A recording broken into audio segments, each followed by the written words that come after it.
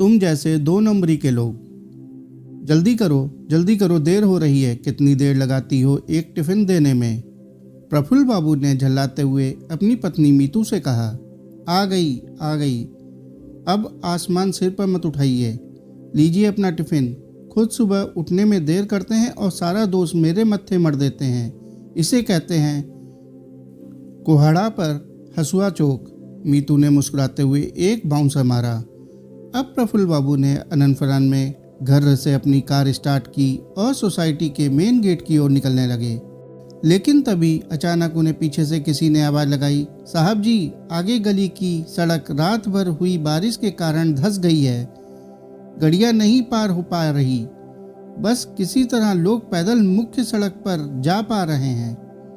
ये जानकर प्रफुल्ल बाबू का दिमाग तेज गर्म हो गया और थोड़ा चिंतित भी, क्योंकि उन्हें पहले ही ऑफिस के लिए देर हो रही थी। लेकिन वे मजबूर थे, भला कर भी क्या सकते थे। झटपट उन्होंने अपनी गाड़ी रिवर्स कर गैराज में लगाई और तुरंत पैदल ही निकल गए कि आज तो अब मेट्रो का ही सहारा है। सड़क जहां धंसी हुई थी वहां से बचते बचाते किसी तरह पैदल ही आगे निकलकर प्रफुल्ल बाबू ने हड़बड़ी में एक रिक्शे वाले को आवाज़ लगाई, ओ भाई, कालीघाट मेट्रो स्टेशन चलोगे क्या? क्यों नहीं साहब, जरूर, लेकिन पूरे 50 लूँगा, रिक्शे वाले ने उत्तर दिया।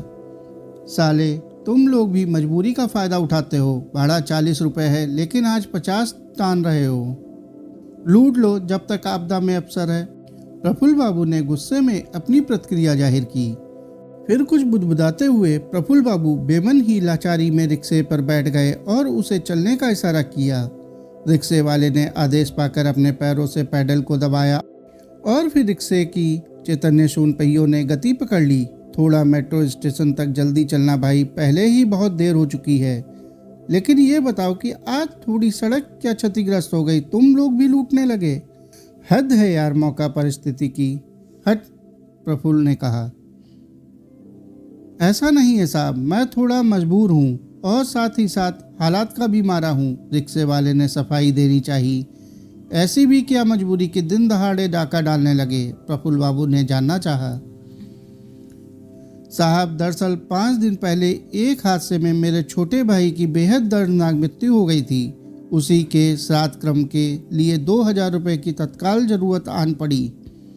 इसलिए सोचा आप जैसी सवारियों से ही कुछ निकाल लूँगा और अगर फिर भी जुगाड़ ना हो पाया तो अंत में इस रिक्शे को ही बेच डालूँगा।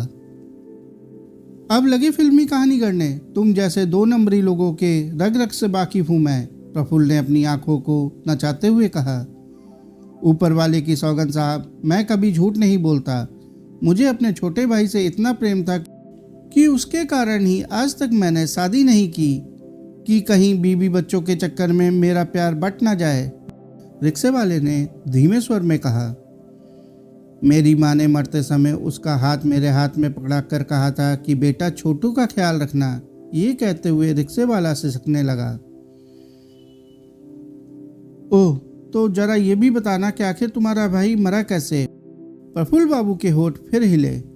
दरअसल 5 दिन पहले एक बड़े रईसजादे ने दारू के नशे में रात को अपनी गाड़ी फुटपाथ पर सो रहे कुछ लोगों पर चढ़ा दी थी, जिसमें 3 लोगों की दर्दनाक मौत हो गई थी। उनमें अन्य 2 बदनसीबों के साथ मेरा भाई भी था। यहाँ सिर्फ कब्रों का ताजमहल है साहब, और एक टूटी छत को जिंदगी तरसती है हम जैसों की, रिक्शे वाले ने कहा। ये सुन प्रफुल्ल बाबू का माथा ठनका और वे मन ही मन सोचने लगे, अरे हाँ, ये खबर तो मैंने अखबार में पढ़ी थी। ओह हे प्रभु। इसके बाद प्रफुल्ल बाबू कुछ पल के लिए गहरे चिंतन के सागर में गोताखोरी करने लगे, मानो अचानक उनके मुख से शब्द गायब हो गए हों और बेहद गहरी खामोशी उनके इर्द गिर्द मंडराने लगी हो। चलिए साहब, आ गया कालीघाट मेट्रो स्टेशन। ट्रिंग ट्रिंग घंटी बजाते हुए रिक्शे वाले ने अपनी रिक्शे की रफ्तार को शून्य कर दिया और पहिए पुनः सरकारी दफ्तर के बाबू की तरह आराम की मुद्रा में आ गए। अचानक प्रफुल्ल बाबू का ध्यान टूटा। वे रिक्शे से झट उतरकर अपना बटुआ जोहने लगे। फिर बटुए से कुछ रुपए निकालकर रिक्शे वाले को थमाते हुए जल्दबाजी में बोले, ये पकड़ो, लेकिन अपने रिक्शे को हरगिज मत बेचना। दोनों ने एक दूसरे की आंखों में 2-3 सेकंड तक देखा। फिर दंदनाते हुए प्रफुल्ल बाबू मेट्रो की सीढ़ियों से सुकून की एक लंबी सांस लेते हुए नीचे उतरने लगे और रिक्शे वाले की नज़रों से ओझल हो गए। रिक्शे वाले ने जब अपनी मुट्ठी खोली तो उसमें 500-500 के 4 नोट थे। अब उसे बस ये अफसोस हो रहा था कि वो उस भले मानुस को शुक्रिया भी नहीं कह सका। वो तो बस रोए जा रहा था, बार बार लगातार। साथियों, यह कहानी आपको कैसी लगी कमेंट करके जरूर बताएं। कहानी अच्छी लगी हो तो कहानी को लाइक और चैनल को सब्सक्राइब कर लें। धन्यवाद।